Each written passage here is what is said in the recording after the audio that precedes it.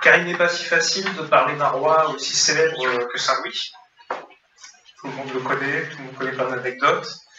Et en plus, dans un lieu qui a quand même fortement contribué à bâtir sa légende du bon roi, puisque évidemment le fameux chêne se trouve à Vincennes.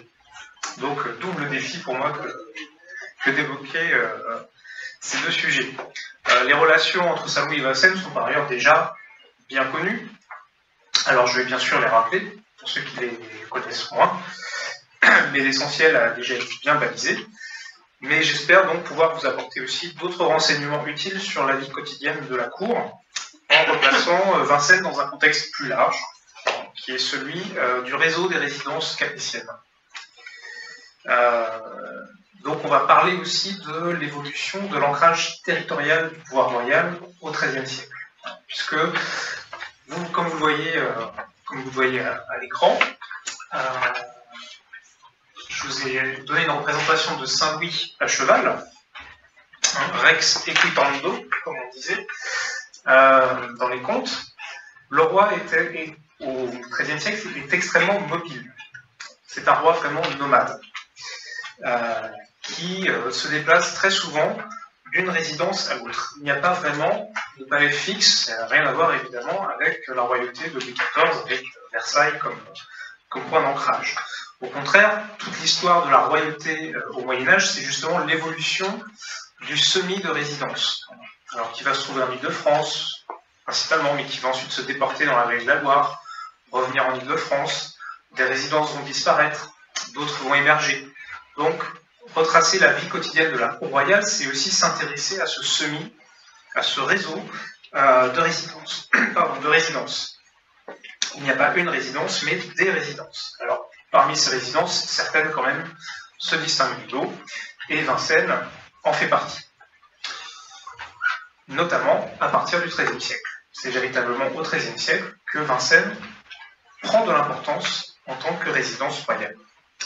Donc on va essayer de comprendre pourquoi il y a ces liens privilégiés entre Vincennes et Saint-Louis, et plus largement la famille capétienne.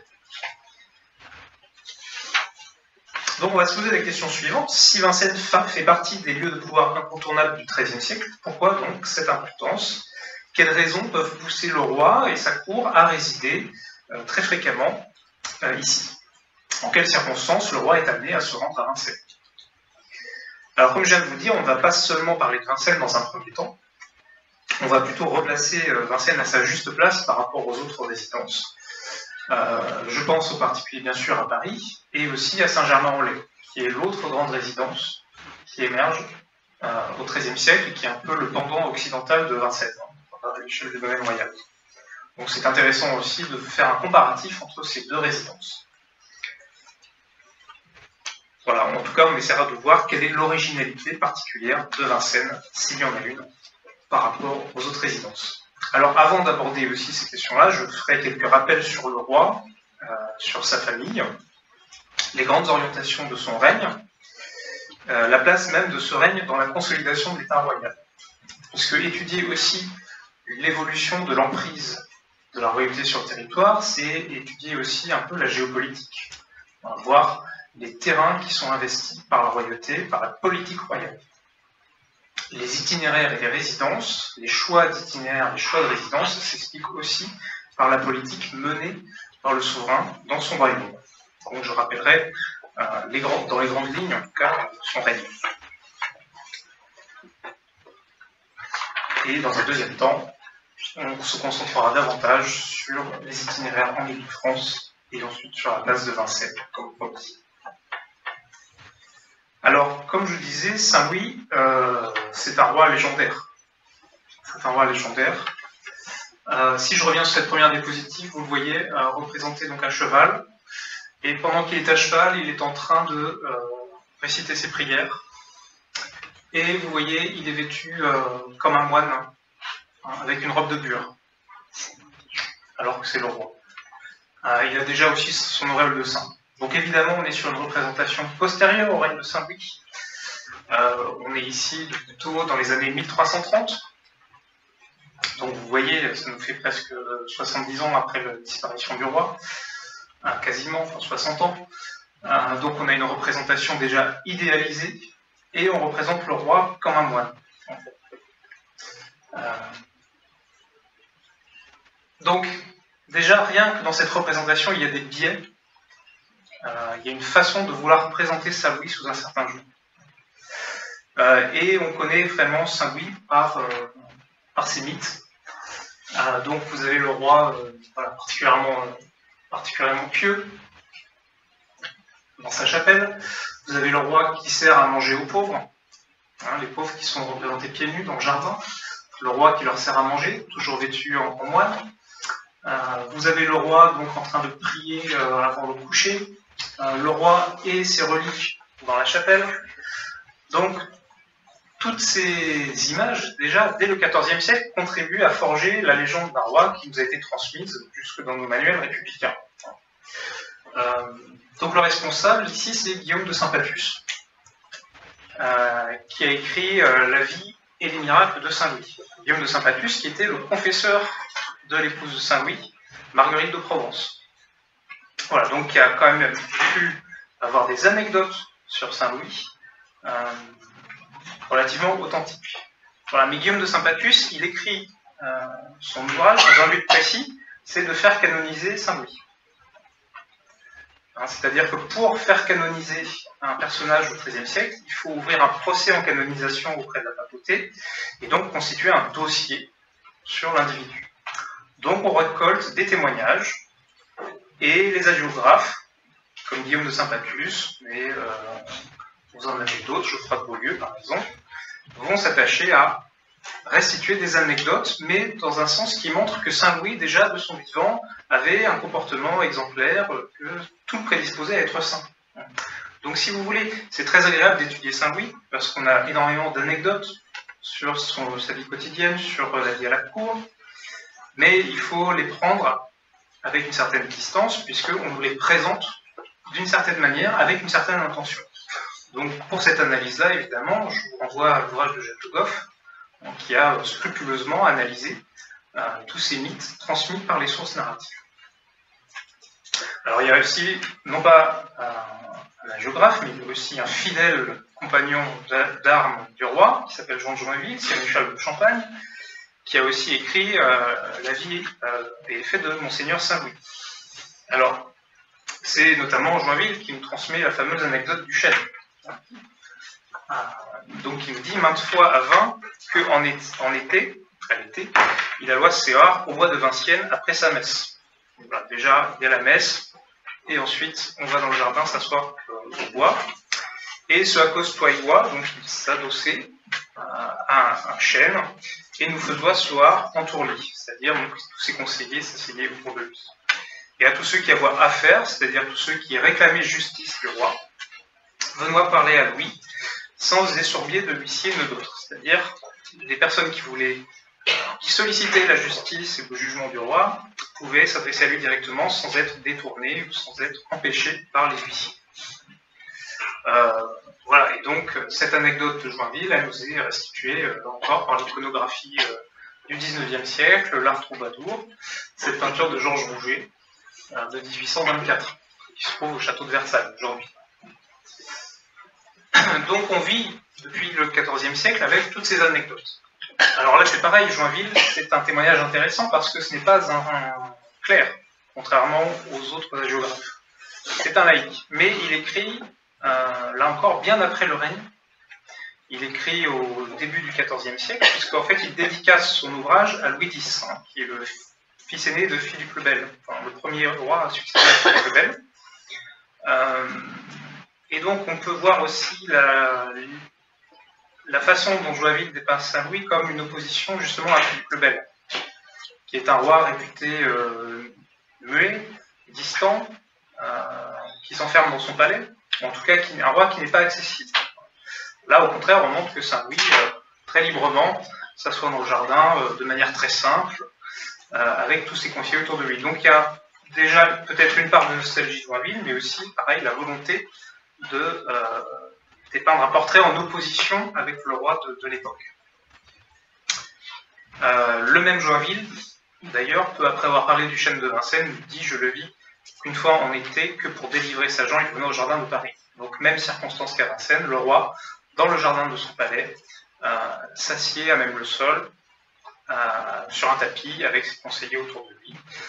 Tout le peuple qui a voix à faire par devant lui, est-toi entourli en estant, et lors il les faisait délivrer en la manière que je vous ai dit devant du bois de Vincennes. Donc c'est une habitude de Saint-Louis que de rencontrer les personnes qui ont besoin de sa justice dans les jardins de son palais à la belle saison.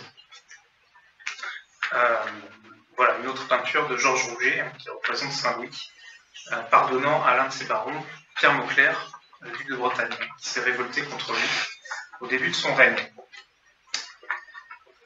Donc il faut voir que toutes ces anecdotes par lesquelles on connaît Saint-Louis, il faut les replacer dans ce contexte de canonisation du roi à la fin du XIIIe siècle, puisqu'il est canonisé en 1297 par Boniface VIII, sous le règne donc de Philippe le Bel. Cette canonisation de Saint-Louis par Boniface VIII est aussi un gage d'apaisement pour ses relations entre lui-même et le roi de France. Et puis cette canonisation, c'est aussi une volonté politique des Capétiens de compter un saint dans leur famille. Donc il y a aussi une instrumentalisation de la canonisation de Saint-Louis. Voilà ce que je voulais vous dire en préambule sur la légende du roi. On peut renvoyer bien sûr aux pages de Jacques Le Goff qui décrypte très bien toutes ces anecdotes qui nous sont transmises et qui essaie après coup de redessiner ce que pouvait être vraiment la vie du roi au XIIIe siècle.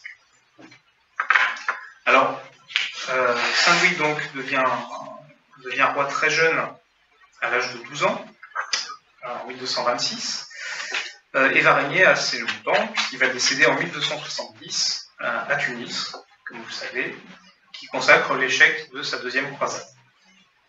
Donc là, cette mort tragique du roi à Tunis et la débandade que représente cette 8e croisade, on lui avait par ailleurs déconseillé de mener. Joinville nous dit voilà, j'ai déconseillé au roi de la faire.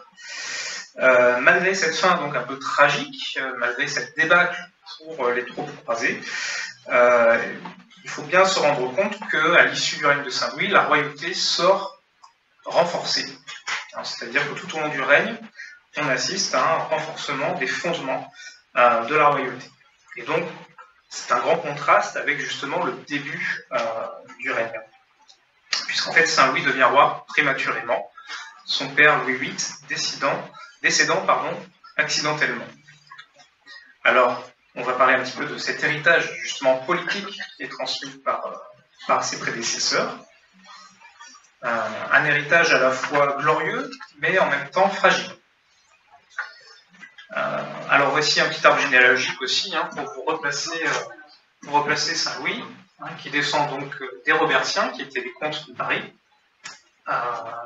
avec Hugues Capet qui devient le premier roi de la dynastie.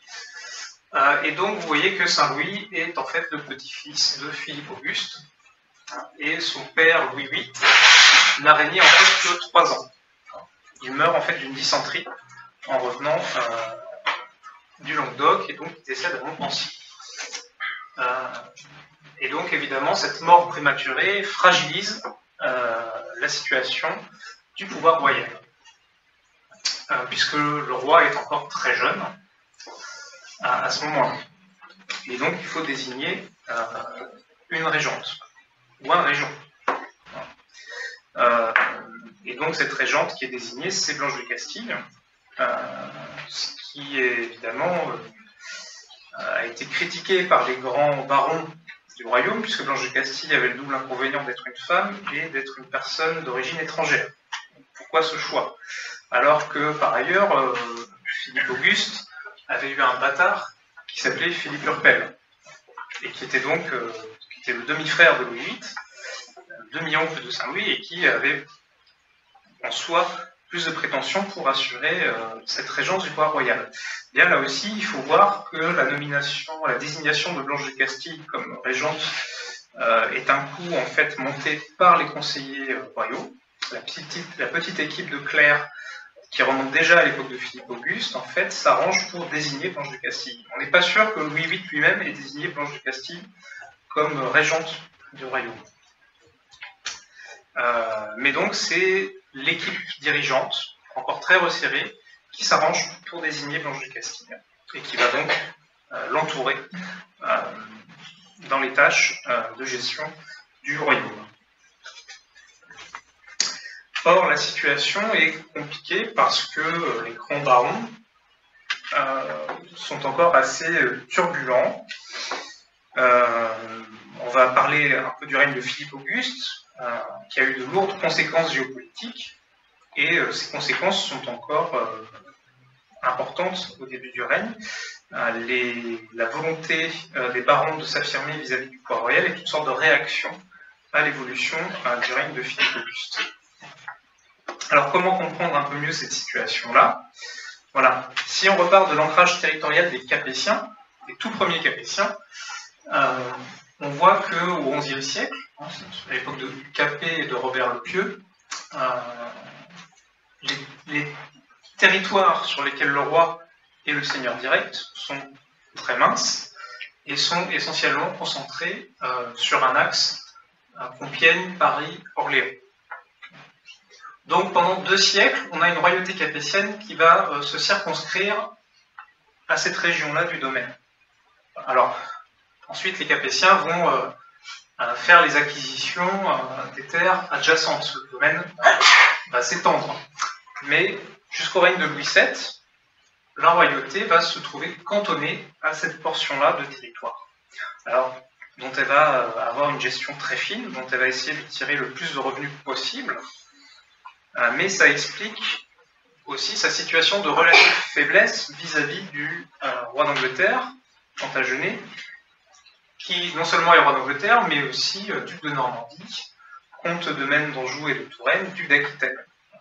La situation sous règne de Louis VII, c'est que vous avez un domaine royal capétien ici et toute une bande qui dépend du Plantagenet. Voilà, un autre diagramme du XIe siècle qui vous montre les principales résidences des Capétiens avec un ancrage très fort autour d'Orléans, à l'époque de Robert le Pieux. Ce que vous avez ici en violet, ce sont les résidences qui sont issues des fiscs et des domaines carolingiens. Ça, ce sont les résidences capétiennes. Donc on a un ancrage plutôt fort entre Paris et Orléans. Et comme je le disais, les choses évoluent. Cet ancrage territorial a tendance, au fur et à mesure, à se déplacer autour de la région parisienne, en même temps que le domaine royal va se consolider.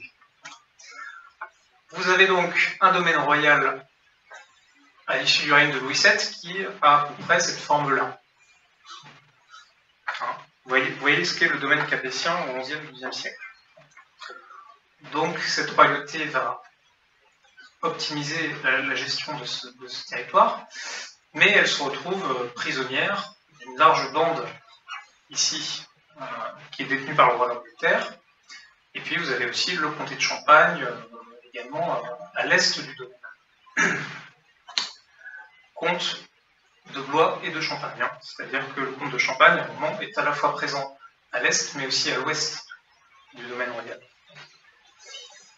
Alors, évidemment, le domaine royal va considérablement se dilater suite aux batailles menées par Philippe Auguste. Le grand moment, c'est l'année 1204.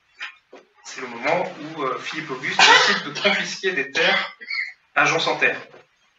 C'est-à-dire que Philippe Auguste convoque Jean sans Terre à sa cour pour le juger, puisque Jean sans Terre a en fait enlevé Isabelle Taillefer d'Angoulême, qui était promise à Hugues de Lusignan, qui était un des vassaux de Jean sans Terre. Et donc Philippe Auguste, pour ça, va le convoquer à la cour, et puis Jean sans Terre refuse.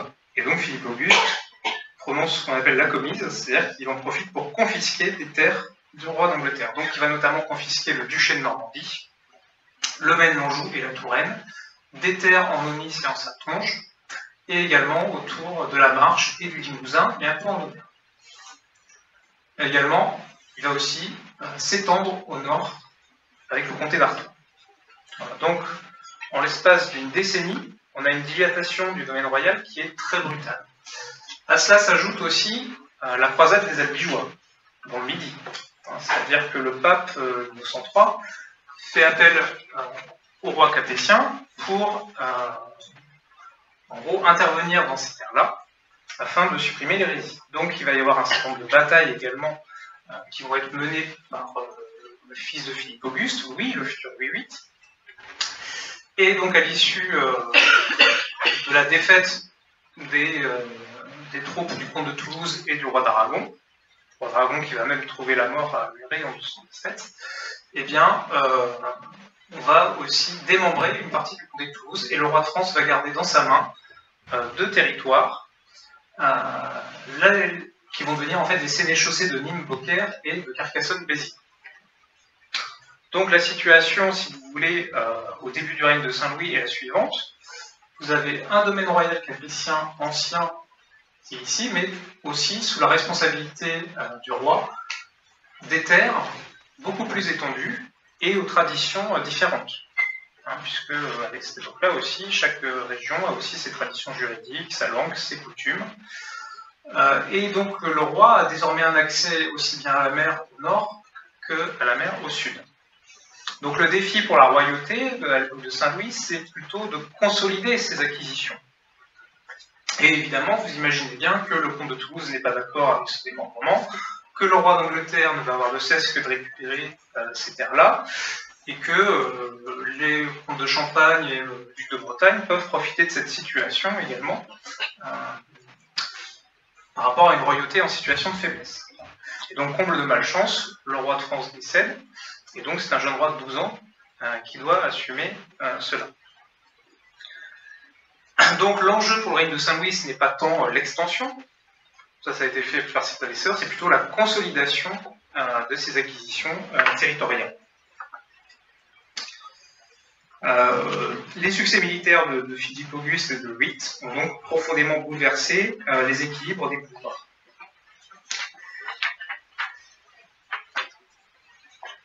Alors, le défi pour l'administration royale est aussi de taille. C'est-à-dire que vous avez une administration royale qui, pendant 2 siècles, a été habituée à gérer ce petit territoire et qui, tout d'un coup, doit faire en sorte que la fidélité, en cas de ces terres-là, au roi de France demeure. Alors, on va contourner en partie la difficulté avec le système des apanages. C'est-à-dire que Louis VIII, dans son testament, va désigner aussi ses fils punais comme princes territoriaux. C'est-à-dire que les acquisitions de l'époque de Philippe Auguste vont être réparties entre les différents enfants royaux. Donc pas seulement le roi de France, mais aussi ses frères. Notamment le frère qui vient juste après Saint-Louis, Robert, va être apanagé de l'Artois. Alphonse, comte de Poitiers, va hériter en quelque sorte du Poitou, des terres limousines et des terres d'Auvergne. Enfin, le dernier frère, Charles, va devenir comte d'Anjou.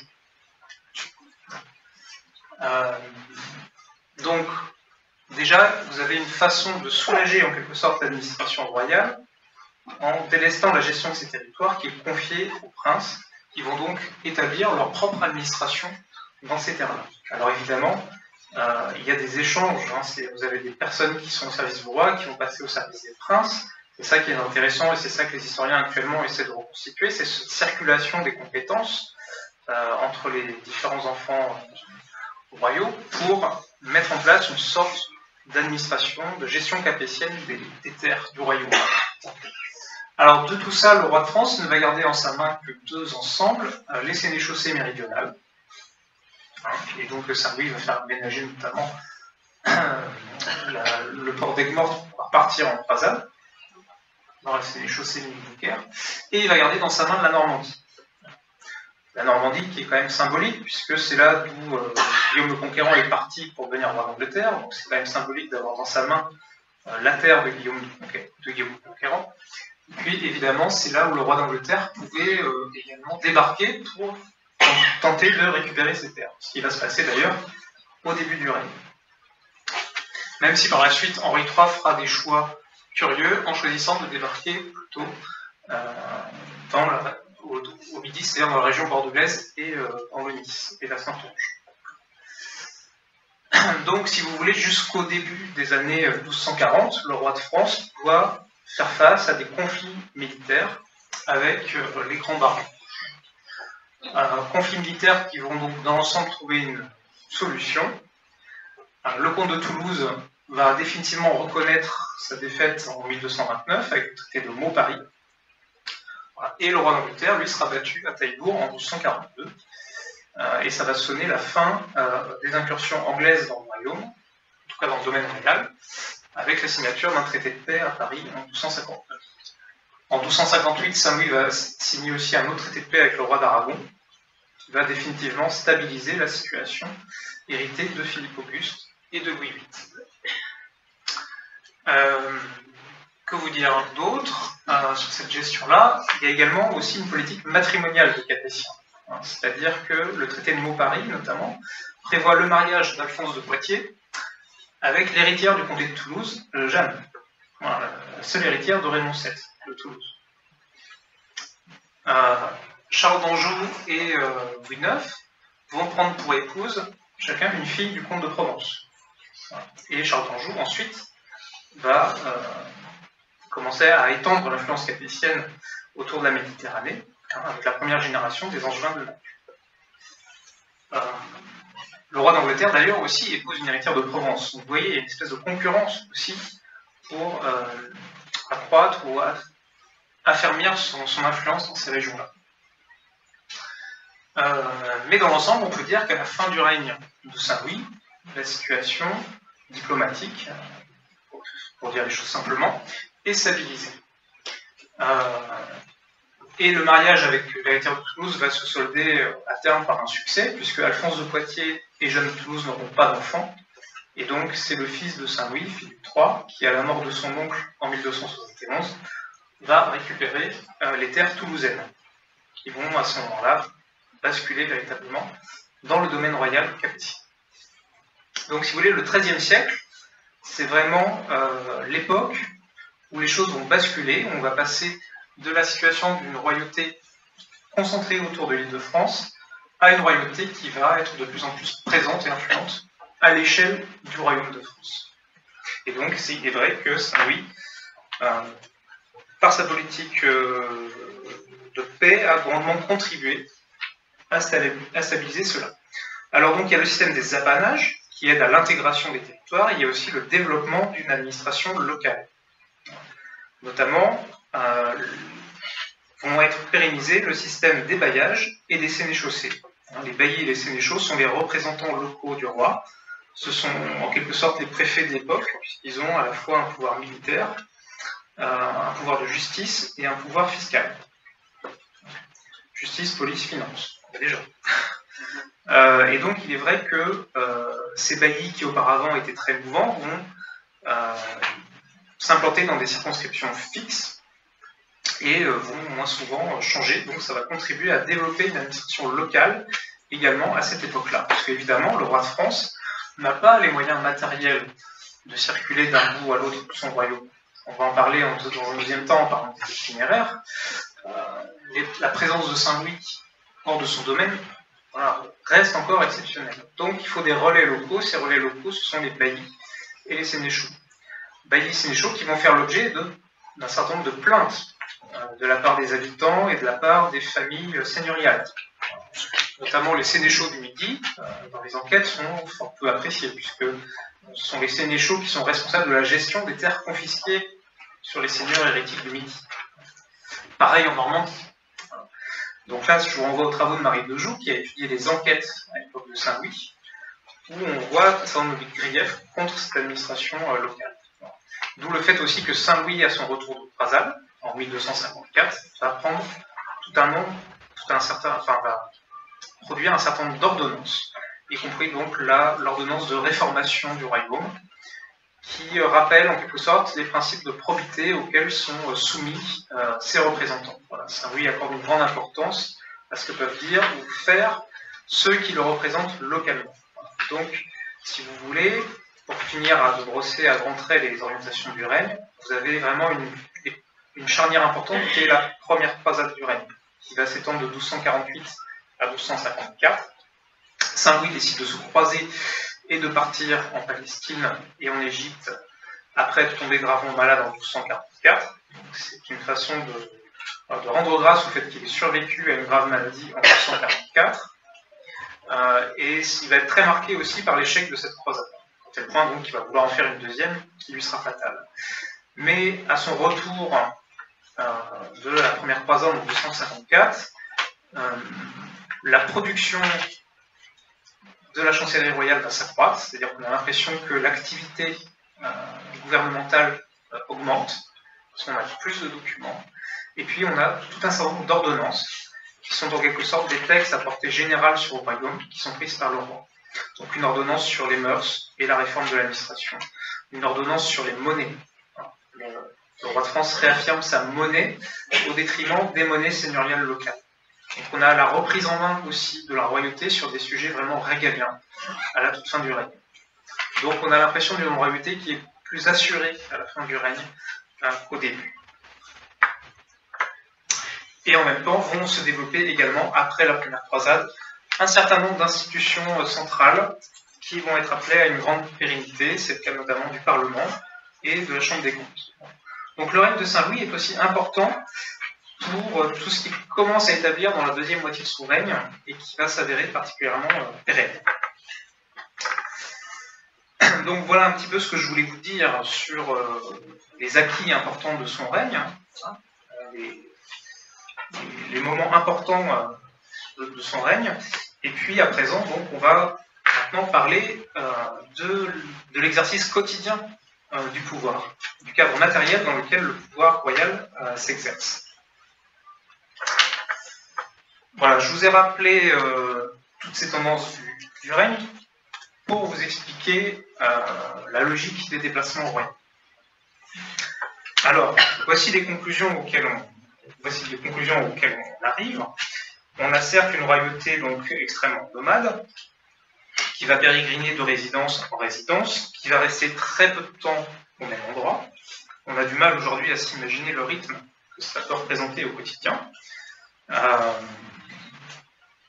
fait, la norme ordinaire, c'est que le roi va séjourner 1 à 2 jours pour des étapes intermédiaires, et entre 5 et 10 jours pour les résidences principales, mais pas plus. Donc, vous voyez, c'est un mouvement perpétuel du roi. Donc, analyser ces itinéraires, c'est mesurer l'emprise physique de la royauté sur le royaume, mais aussi comprendre quelle région le roi préfère, quelle zone constitue son espace de résidence. Donc, en fait, on est un peu déçu finalement au final, parce que le Saint-Louis innove relativement peu et reste encore dans la tendance de ses prédécesseurs, malgré les extensions territoriales que je vous ai expliquées. Il innove peu dans ce sens où il reste un roi d'Île-de-France. Voilà. Alors peut-être que Gilles Forstel vous a parlé de la notion de frontia, qu'on entend, qui est un peu l'ancêtre de ce qu'on appelle aujourd'hui l'Île-de-France. La frontia, c'est pas la France ou le royaume de France, c'est vraiment la région royale capétienne. Et donc Saint-Louis, en majorité, va rester en frontière. Donc, vous voyez dans ce quadrilatère-là. Je vous ai représenté ici les principales résidences du règne de Saint-Louis, avec un petit arrondissement ici si vous voulez voir le détail. Alors quand même, il y a une innovation majeure qui est le fait que le roi va s'aventurer très souvent en Normandie. Voilà, ça évidemment, on n'avait pas ça avant, puisque la Normandie était justement la zone frontière avec le roi d'Angleterre. Donc quand même, Saint-Louis, par rapport à ses prédécesseurs, va très souvent emprunter le cours de la Seine. Il se rend très souvent à Rouen. Et on voit qu'il y a une véritable politique royale d'implantation de fidèles dans cette région-là. C'est-à-dire non seulement le roi y va souvent, mais également l'archevêque de Rouen est un fidèle parmi les fidèles, le Drigo, l'évêque d'Évreux également. Et puis on voit que toutes les familles d'Île-de-France, un certain nombre de familles d'Île-de-France qui sont fidèles aux Capétiens, obtiennent des territoires en Normandie.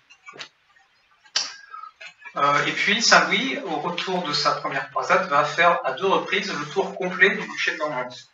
Donc ça, c'est peut-être le changement principal par rapport aux habitudes d'itinérance de ses prédécesseurs. Alors, les autres changements que l'on peut résumer, c'est l'essor de certaines résidences au détriment d'autres.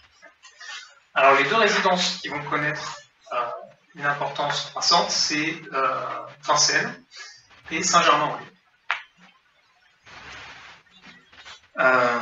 La présence du roi à Saint-Germain-en-Laye peut s'expliquer par le souhait qu'il a de circuler fréquemment le long de la Seine jusqu'à Rouen. Saint-Germain-en-Laye représente une étape incontournable pour aller ici. Donc on pourrait dire que les raisons de l'essor de Saint-Germain-en-Laye sont peut-être plus géopolitiques, tandis que l'essor de Vincennes, lui, pour le coup, s'explique peut-être par d'autres raisons. D'une part, Vincennes est plus proche de Paris que Saint-Germain-en-Laye, c'est plus facile d'accès. Et puis c'est pareil, tout comme Saint-Germain représente un passage incontournable pour aller à l'ouest, et bien Vincennes représente un passage incontournable dès lors que le roi souhaite se rendre au sud de son domaine ou plus vers l'est, voire même jusqu'en Champagne. Et puis Vincennes, j'y reviendrai en conclusion, offre sans doute un certain nombre d'agréments que le roi ne va pas trouver à Paris.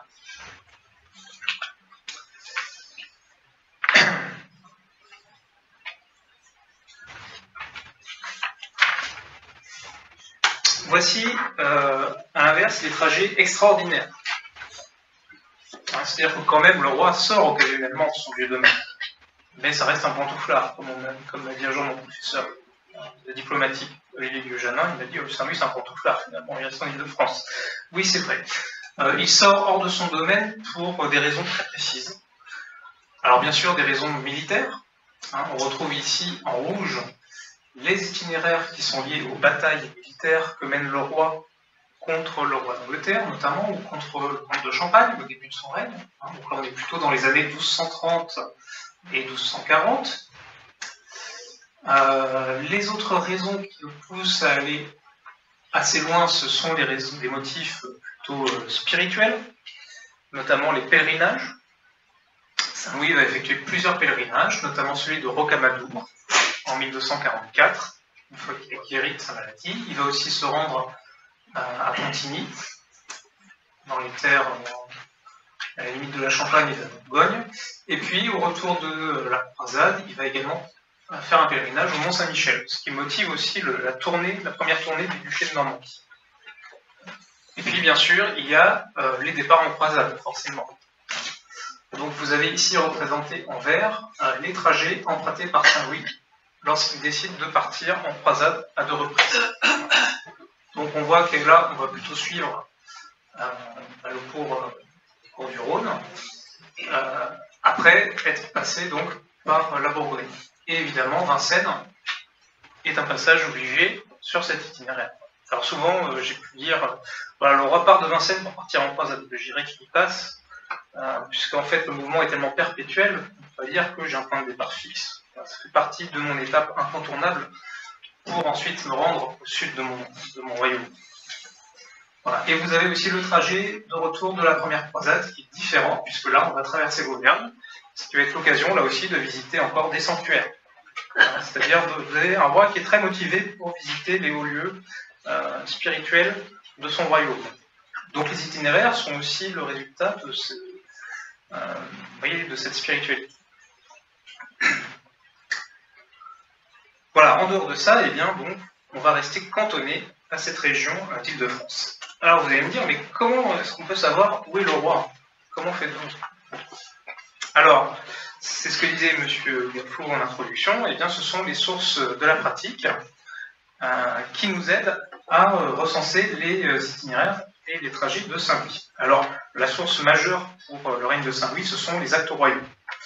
Les actes royaux, ce sont ces documents écrits qui sont produits par la chancellerie royale. Alors, lorsque le roi prend une décision, lorsque le roi fait une donation, lorsque le roi donne un ordre à un officier local, lorsque le roi confirme une donation, eh bien, tout cela est sanctionné par un document écrit qui est rédigé donc par les équipes de la chancellerie. La chancellerie qui est dirigée à cette époque-là par un garde des Sceaux, un chancelier, et qui est entouré de clercs qui maîtrisent parfaitement l'écriture et qui connaissent par cœur les formules qui servent à introduire les décisions royales. Donc là aussi, on peut rentrer dans les détails, vous avez pas mal de formulaires différents selon la nature de la décision. Donc vous avez ici des actes très différents, des actes très solennels, comme celui que vous voyez à droite, qui est un diplôme, qui sanctionne une décision à caractère perpétuel. Puis à l'inverse, vous avez des actes comme celui qui est en bas à gauche, qui sont très courants, très modestes, ce qu'on appelle les mandements, qui sont en fait des petits ordres directs qui sont donnés aux agents locaux. Alors, l'intérêt de ces actes, c'est que, à la fin, vous avez la mention du lieu où est donné l'acte. Voilà, donc là, par exemple, vous avez ici Actum, Apud, Sanctum, Germanum in Leia. Donc donné à Saint-Germain-en-Laye. Alors, je vous promets, après, je vais vous en montrer avec un seul. Et vous avez aussi la date. Voilà, millésimo, ducentesimo, vicesimo, septimo, mense, Augustius. Donc, Augustin. Donc, vous savez qu'en août 1227, le roi a donné cet acte à Saint-Germain-en-Laye. Voilà, alors il en donne aussi à Vincennes, hein, bien sûr, il en donne même beaucoup. Donc ça c'était ce que je vous avais envoyé pour l'illustration de la conférence. Voilà, si vous prenez ce petit détail, eh bien c'est pareil, hein, vous trouvez Actum Apud Vicenas. Voilà, Anno Domini, millésimo, tricesimo, tricesimo, Porto, mense junio. In Vigilia Pentecostis. Alors là c'est intéressant parce que non seulement vous avez l'année, le mois, mais en plus vous avez le jour. Donc c'est plus intéressant en fait de Saint-Germain-en-Laye. Parce que vous savez quel jour précis l'acte a été fait, donc le 10 juin. Et malheureusement, ces précisions de jour sont encore trop rares à l'époque du XIIIe siècle. Sont plus une exception que la norme. Malheureusement, dans la majorité des cas, vous avez des dates qui sont données uniquement au mois. Voilà, donc là, vous avez le mois de juillet 1233, là aussi donné Apud Vicenas, hein, donc à Vincennes. Et parfois même, vous avez des actes pour lesquels vous n'avez parfois même que l'année. Donc on sait qu'il était à Vincennes en 1255, mais ça ne nous avance pas beaucoup. Voilà. Donc malheureusement, les actes sont très utiles. D'un côté, ils sont très utiles et ils sont très nombreux. Pour ma part, j'ai recensé 2400 actes pour Saint-Louis, mais il y en a sans doute encore plus. Je ne pense pas les avoir tous recensés encore. Mais malheureusement, les actes demeurent relativement imprécis pour les dates, puisqu'on sait qu'il va se trouver à résidence tel mois. Mais est-ce que c'est au début du mois? Est-ce que c'est à la fin du mois? Est-ce qu'entre-temps il est passé? Est-ce que par exemple il est à Vincennes, puis il va à Paris? Est-ce qu'il revient à Vincennes? Ça, on ne sait pas dans quel ordre il va circuler, parce qu'on n'a pas le détail des jours. Donc ça, c'est la limite quand même des actes royaux. Alors, on a quand même quelques petits éclairages, heureusement, qui nous sont donnés par d'autres sources. Alors, vous avez les registres de la chancellerie, c'est-à-dire les cahiers dans lesquels la chancellerie recopie les actes qu'elle envoie ou qu'elle reçoit. C'est une sorte de mémoire administrative. Mais vous n'avez pas seulement que des actes à cette époque-là, vous avez la liste des gîtes.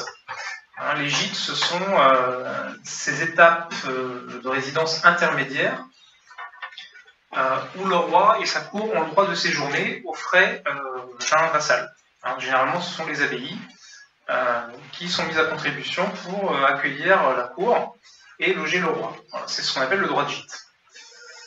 Donc ces droits de gîte que vous avez donc ici hein, dans le registre ont été transcrits et imprimés dans des recueils du XIXe siècle. Et on voit que par exemple, je vais essayer de le retrouver, j'aurais dû le souligner, excusez-moi. Voilà, on voit que par exemple, le samedi, donc avant la Saint-Cloud, la Saint-Cloud de Halle si vous préférez, Apud Vicenas, donc à Vincennes, Pro-Gisto Abbati Fossatensis. Donc on voit que c'est l'abbaye de Saint-Maur-des-Fossés qui a contribué au gîte de la cour royale. Et donc il faut aussi s'imaginer qu'autour de Vincennes, eh bien, vous avez des petites résidences intermédiaires qui dépendent d'un réseau, on va dire, d'abbayes ou d'institutions ecclésiales et qui ont à leur charge le logement du roi. Le roi, de temps en temps, utilise son droit de gîte. Alors l'intérêt aussi, c'est que là, on sait précisément le jour où le roi a utilisé son droit de gîte. Une autre source qui est utile, ce sont les comptabilités royales, qui sont tenues par l'hôtel du roi. L'hôtel du roi qui a notamment en charge la gestion de la cassette royale. C'est-à-dire que toutes les dépenses que le roi fait sont enregistrées par son hôtel, sur des cahiers de parchemin ou sur des tablettes de cire. On a réussi à en retrouver quelques-unes aux archives nationales, qui ont miraculeusement échappé à la destruction.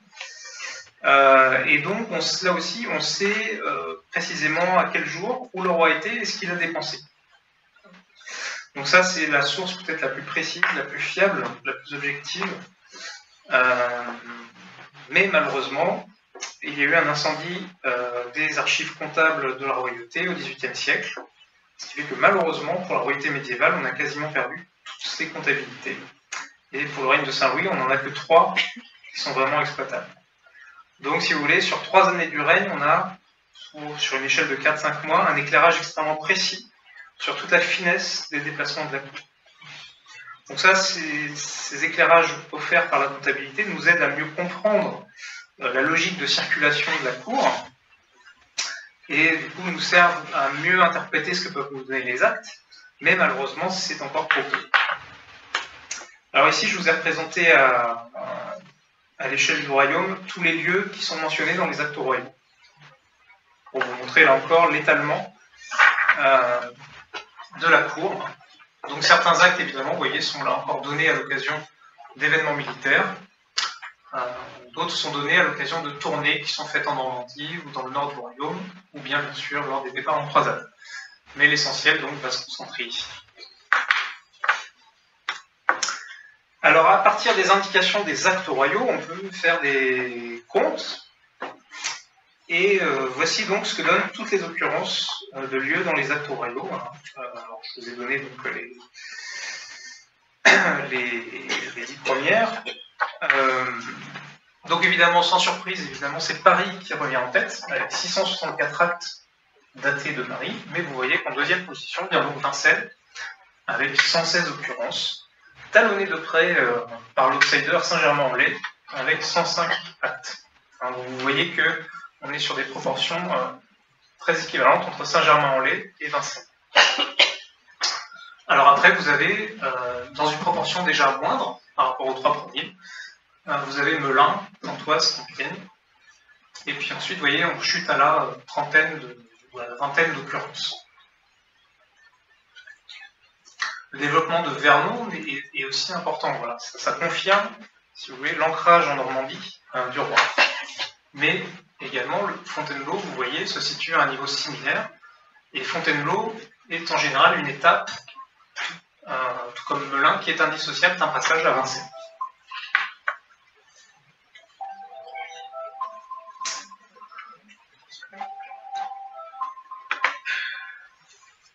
Alors, voici une petite vidéo qui vous montre, qui représente en fait, d'un point de vue chronologique, l'affichage des zones qui sont fréquentées par le roi. Alors, vous voyez, là on est dans les années 1230, donc ça va vous représenter d'un point de vue chronologique les mentions des résidences royales dans les actes royaux. Donc évidemment, plus le roi est présent dans une région, plus cette région est rouge. Forcément, s'il y a une densité qui est représentée par la couleur. Donc là, on est dans les années encore 1240. On est peu avant le départ en croisade. Voilà. On va arriver à 1248. Donc là, il ne va rien se passer parce que le roi est en Terre Sainte. Il n'y a plus de tâches qui apparaissent à l'écran. Et puis, voilà, on arrive en 1254. Le roi est de retour. Et là, vous voyez, c'est quand même très net l'étalement des résidences qui sont fréquentées par le roi. Hein, donc vous voyez que la sortie d'Île-de-France se produit plutôt après la première croisade du Rhin. Voilà, avec les tournées normandes aussi qui apparaissent ici.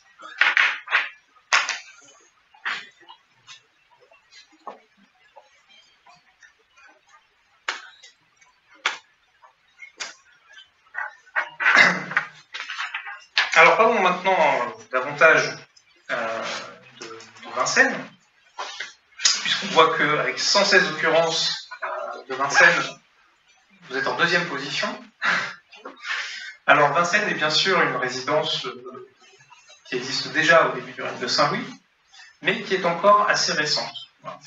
Donc là j'ai pris une capture de la carte de Cassini pour représenter la proximité quand même de Vincennes par rapport à Paris, avec donc le château ici, puis l'importance aussi du bois de Vincennes.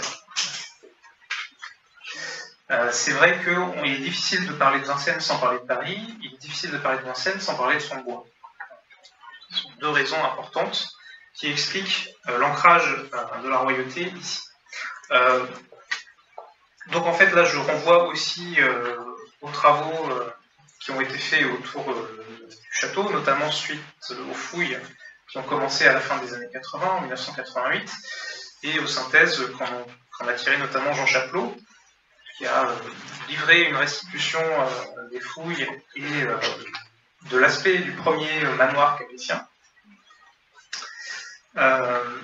Donc Vincennes apparaît vraiment officiellement, on va dire, à l'époque de Louis VII, en 1178, puisque c'est le premier acte narrois qui a été donné à Vincennes, donc à la toute fin du XIIe siècle.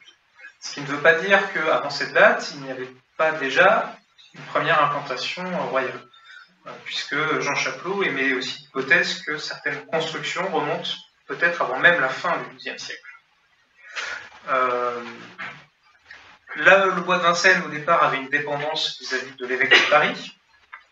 Les Capétiens, à partir d'Henri Ier, donc à partir du XIe siècle, vont faire l'acquisition également de parcelles de bois dans le bois de Vincennes, puisqu'on sait qu'ils vont donner des privilèges d'usage de ces bois à des églises parisiennes. Et donc l'hypothèse principale, c'est que Vincennes, au départ, ce soit un pavillon de chasse, en raison justement des richesses apportées par le bois. Vincennes, effectivement, a une situation, on va dire, typique des grandes résidences, des résidences majeures, royales et même aristocratiques, c'est la proximité d'un cours d'eau, puisqu'en fait, à cette époque-là, on circule aussi beaucoup par voie d'eau, autant que par voie terrestre, et évidemment la proximité d'un bois qui approvisionne à la fois en chauffage, en matériel de construction, et évidemment en denrées. Et c'est un lieu où effectivement on peut aussi faire de l'élevage. Donc il est vrai que toutes les résidences, si on parlait de Saint-Germain-en-Laye, ce serait pareil, il y a la proximité d'une forêt, la proximité d'un cours d'eau. Je dirais aussi que dans le cas de Vincennes, il y a la proximité immédiate de Paris. Et le fait que Vincennes offre un espace naturel d'importance que le roi ne va pas avoir à Paris directement. Le roi va se rendre très rapidement à Vincennes, en comparaison de Saint-Germain.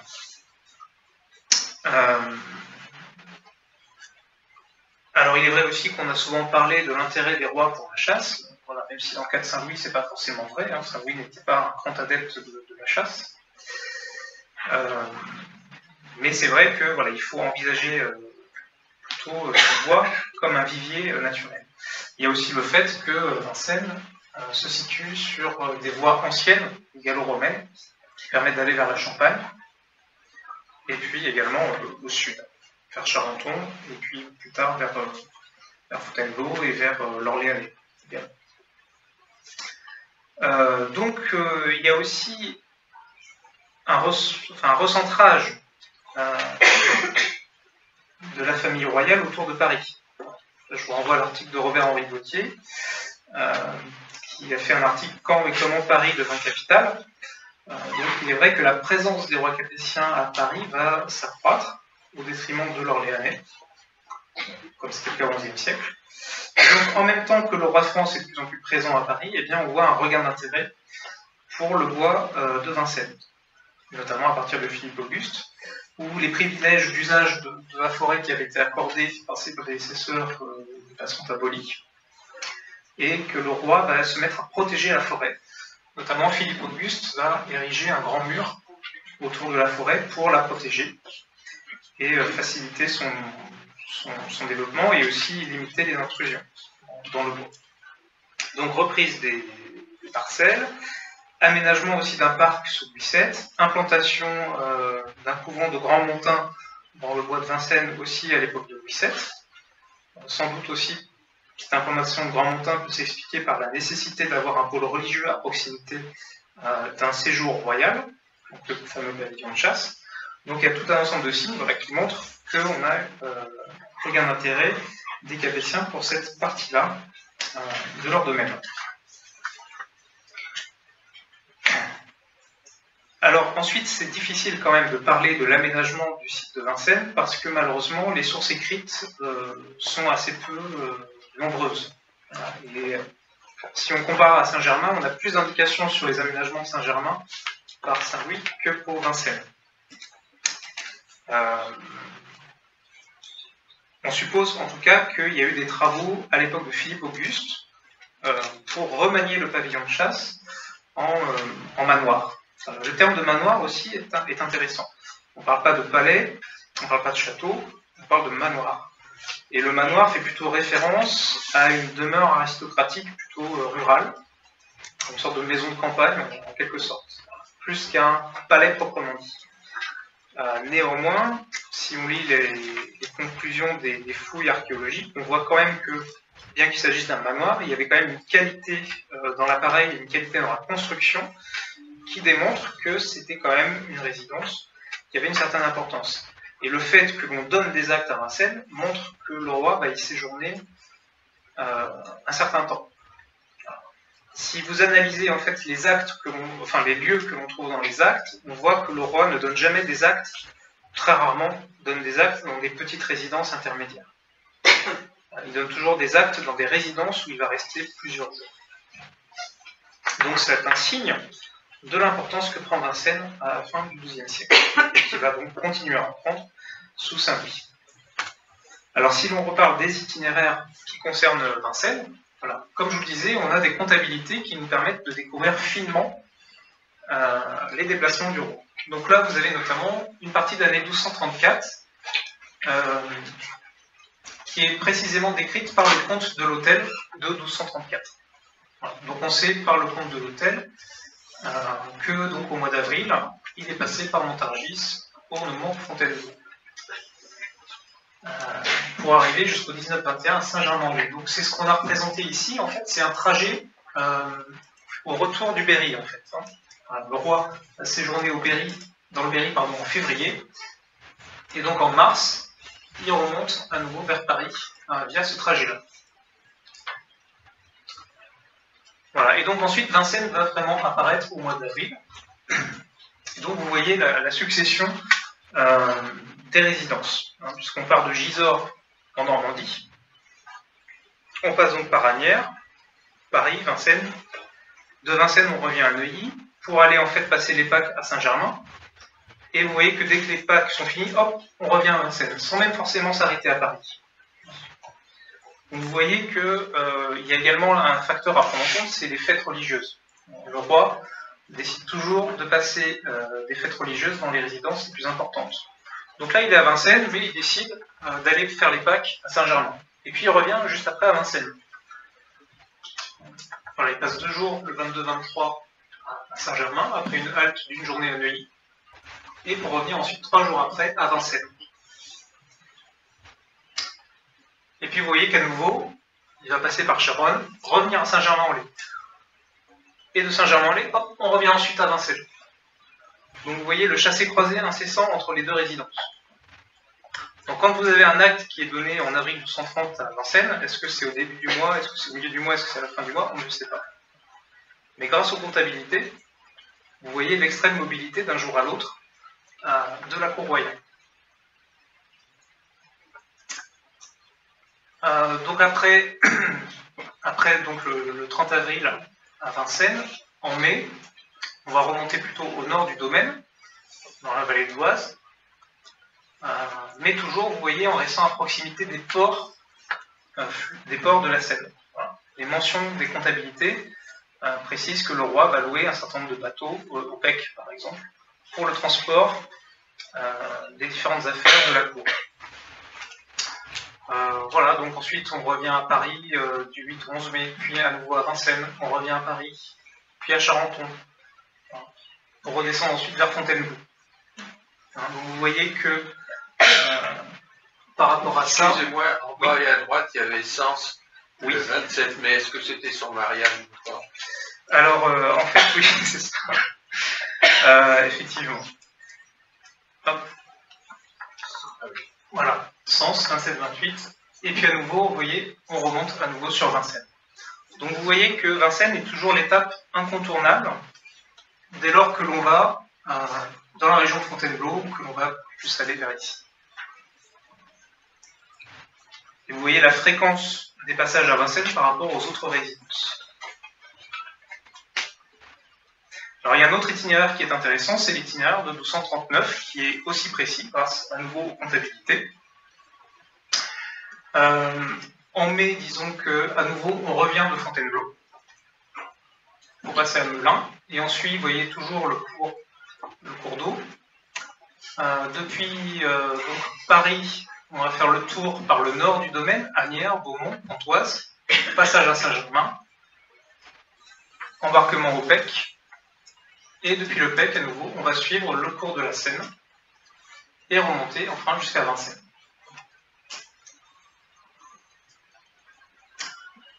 On va donc arriver le 11 juin 1239.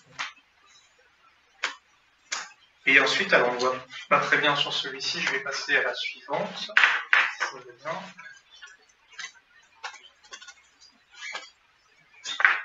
Voilà. Et ensuite, un peu plus tard aussi, en juillet 1239, vous voyez qu'au retour de la Normandie, puisque le 3 juillet on est à Vernon, on va passer à Rouen, et on va revenir par les terres, donc à Gournay-en-Bray, on va redescendre par Gisors, 13 juillet. On va ensuite arriver par Pontoise, Conflans, Saint-Germain, et à nouveau redescendre, remonter la Seine jusqu'à Vincennes.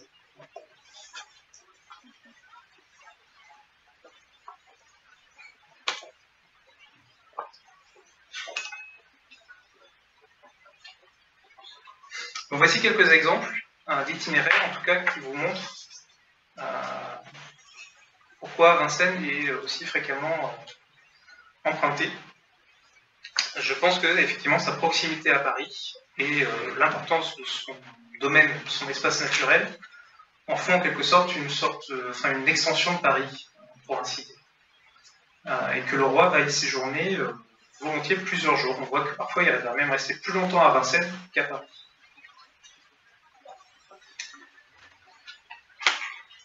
Alors le rôle de Saint-Louis, alors il y a eu d'autres événements importants du règne qu'on rattache à Vincennes. Vous en avez parlé du mariage, effectivement, c'est à Sens. Il y a aussi le passage où le roi récupère les reliques qu'il a achetées auprès de l'empereur de Constantinople. Donc là, à nouveau, le roi va se rendre à Villeneuve-l'Archevêque, et donc là aussi, il va passer par Vincennes. Il va récupérer les reliques, revenir et à nouveau faire une halte à Vincennes à ce moment-là, avec ses frères. Donc c'est vraiment un point pivot de ces déplacements dès lors qu'il s'agit d'aller dans ces régions.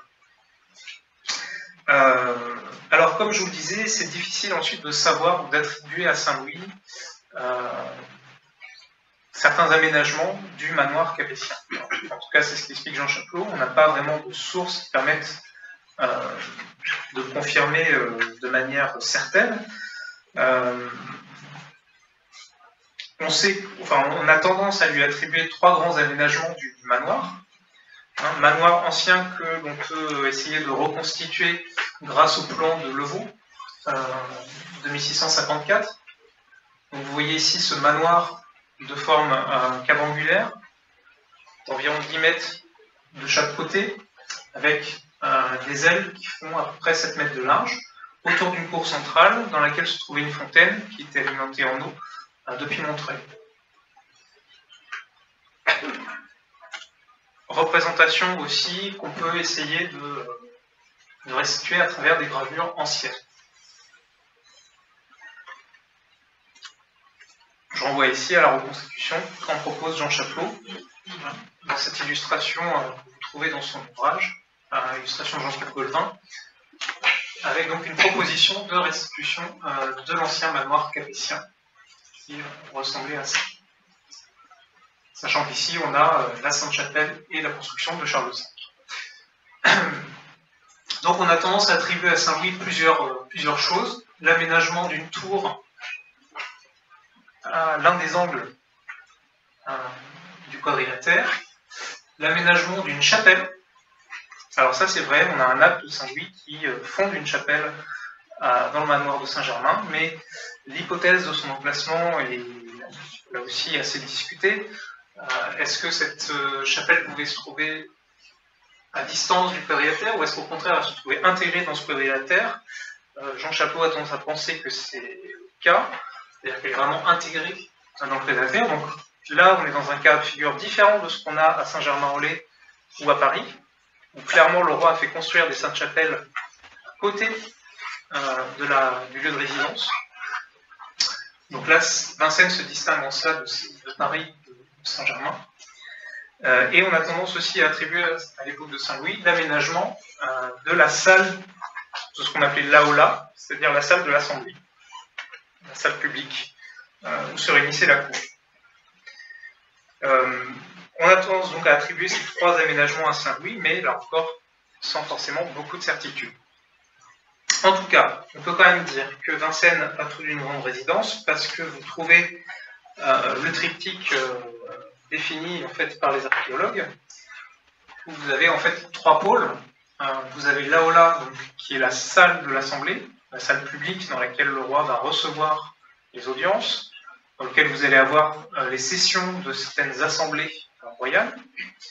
La caméra, qui elle représente l'espace intime du roi, ce qu'on appelle la chambre, qui est généralement isolée par rapport à l'aula, ou qui est plus en hauteur. Et puis vous avez le pôle religieux avec la capella, la chapelle. Donc on voit que très clairement, à Vincennes, bien sûr, on a un lieu de résidence pour le roi, mais on a aussi une aula et une capella, ce qui montre le développement de Vincennes comme résidence principale à part entière, avec l'aménagement de ces trois pôles que vous ne trouvez pas forcément dans toutes les résidences. Vous avez ici différentes scènes qui illustrent ces espaces. Voilà, l'aula, espace de repas, espace de jugement, la capella, espace de recueillement, et la caméra, espace intime du roi. Il faut savoir aussi que à cette époque-là, la curia regis, qu'on appelle donc la cour du roi, va s'étoffer. C'est-à-dire qu'on passe d'une situation où, des 11e, 12e siècle, où vous avez une curia regis qui est identifiée comme le lieu de gouvernement, lieu où le roi prend son conseil, lieu où le roi juge, lieu où le roi tient ses comptes, eh bien, vous allez avoir des fonctions qui vont s'individualiser en différentes institutions.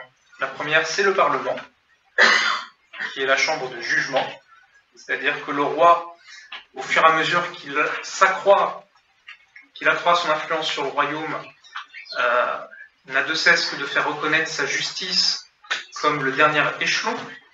Si vous voulez, vous pouviez être jugé dans une justice locale, de prévôté ou de sénéchaussée, mais vous pouviez faire appel, et le plus haut niveau d'appel, c'était la justice royale. Donc au fur et à mesure que le roi développe son emprise sur le royaume, on va de plus en plus recourir à sa justice, et le roi est bien sûr la source de toute justice. On voit par Joinville qu'il fait asseoir les gens pour les recevoir et puis il va juger, mais il ne peut pas tout le temps juger. Et donc il va désigner une assemblée de clercs, juristes, de plus en plus spécialisés, qui va se réunir de temps en temps en sessions extraordinaires, donc ce qu'on appelle les sessions du Parlement. Et ces sessions sont réunies bien à Paris ou à Saint-Germain. Je n'ai pas trouvé de traces de sessions du Parlement qui se seraient tenues à Vincennes, mais il faut savoir que les sessions du Parlement n'étaient pas ancrées dans un point fixe. C'est plus tard, à l'époque de Philippe le Bel, que vraiment le Parlement va s'installer à Paris. Et on sait même d'ailleurs que le Parlement, par contre, va s'installer à Vincennes, à l'époque de Philippe le Bel, et de ses fils au moment où on fera des travaux à Paris. Ce qui nous montre aussi l'importance de Vincennes. Donc le Parlement et la Cour des comptes, Curiae in completibus, qui elle va au contraire s'occuper des aspects de gestion des finances. Ces deux institutions-là émergent sous Saint-Louis et vont s'implanter. Et donc on a besoin, comme je le disais, de palais suffisamment amples pour pouvoir accueillir ces sessions extraordinaires, qui ne sont pas encore donc localisées à Paris. Et à côté de ça, vous avez la fonction domestique de la cour qui est assurée par l'hôtel du roi. L'hôtel du roi qui est un ensemble de serviteurs chargés de différentes besognes pour assurer la vie de cour. Vous aviez donc comme ça des métiers. Vous avez le métier de la cuisine, le métier de la chambre, le métier de la fruiterie, le métier de la maréchaussée, et donc des écuries en fait. Donc tout un ensemble de métiers qui se chargent d'organiser la vie. Donc c'est pour ça que l'hôtel, c'est l'ensemble de serviteurs aussi qui accompagnent le roi dans ses déplacements pour préparer les résidences. Et donc on a aussi des anecdotes de serviteurs de l'hôtel pas toujours zélés ou parfois étourdis parce qu'on voit que le roi est parti de Vincennes à Saint-Germain, mais on a oublié les affaires du roi à Vincennes. Les coffres sont restés à Vincennes, donc le roi n'a rien pour s'habiller. Donc évidemment, on s'attendrait à ce que le roi se mette en colère, mais évidemment, comme c'est un bon roi, il ne réprimande pas ses serviteurs. Là, on arrive après sur les hagiographies, mais ça nous montre, vous voyez, ces détails un peu pratiques de l'organisation de la vie. Alors, donc, on a parlé de la chapelle. Effectivement, on a un acte de Saint-Louis, que vous avez ici retranscrit dans une édition du XVIIe siècle. Alors, un acte très classique de fondation de chapelle, puisque en général, ces actes-là commencent par justifier l'action de la fondation. On fonde une chapellenie déjà pour assurer son salut. Son salut, mais aussi celui de sa famille. Donc on assure le salut de notre père, le roi Louis, mais aussi le salut de notre chère mère Blanche, de Castille. Et puis l'âme d'autres aussi. Voilà. Et puis aussi l'âme de nos enfants. Donc ensuite, on explique que l'on va instituer un chapelain perpétuellement à Vincennes pour assurer le service de l'office, et on va lui attribuer un certain nombre de sommes qui seront prélevées à plusieurs moments de l'année. Donc à la Toussaint, on lui donnera 100 sous. À la purification de la Vierge, on lui donnera 100 sous. À l'Ascension, on lui donnera 100 sous. Donc on détaille les revenus qui sont accordés au chapelain pour que celui-ci puisse assurer l'office religieux dans la chapelle de Vincennes. Donc là, on a quand même une décision très claire du roi d'instituer une chapelle permanente à Vincennes, tout comme il l'a fait à Paris et à Saint-Germain-en-Laye. Alors souvent aussi, on relie ça à l'acquisition des saintes reliques, qui sont acquises à la fin des années 1230. Donc, sont déjà acquises à ce moment-là, puisque là, on est en 1248.